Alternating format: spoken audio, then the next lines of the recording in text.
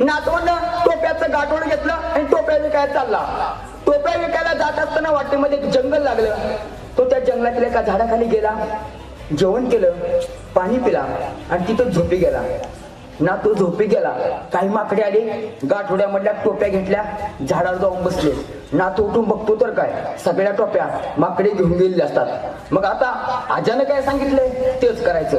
मग नातू सुरुवातीला हातामध्ये दगड धोंडे घेतो आणि त्या माकडांना भिरकावून मारतो. माकडं हुशार, झाडावरचे फळे तोडतात, नातवाला मारतात. आता दुसरा पर्याय काय सांगितला की त्या माकडांना वाकडं दाखवायचं.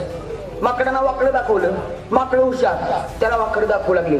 आता शेवटचा पर्याय माझ्या आजोबाने काय सांगितलाय, डोक्यावरची टोपी काढायची, खाली टाकायची.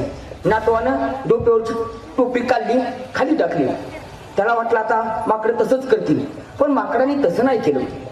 त्या माकडाचं एक पिल्लू झाडावरनं खाली उतरलं, नातवाच्या जवळ आलं, खंदीशी काना खाली लावली. नातवाला काय कळेना. तो म्हटला, अरे बाबा माझी काय चूक आहे, मला जसं माझ्या आजानं सांगितलं मी तसंच केलं. त्यावेळेस त्याला माकडाचं पिल्लू म्हणलं, तू म्हणतो ते बरोबर आहे. अरे बाबा पण आजा काय तुला एकट्यालाच आहे का, आजा आम्हाला पण आहे की. आमच्या आजानं सांगितलंय सगळं करायचं, डोक्यावरची टोपी नाही खाली टाकायची, कानाखाली जाळ काढायचा.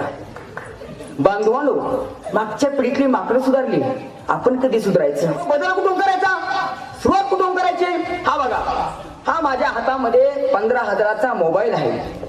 त्या मोबाईल मध्ये व्हॉट्सअप आलं, फेसबुक आलं, इंस्टाग्राम आला, लुडो आलं, आता पबजी आली, बरोबर आहे की नाही?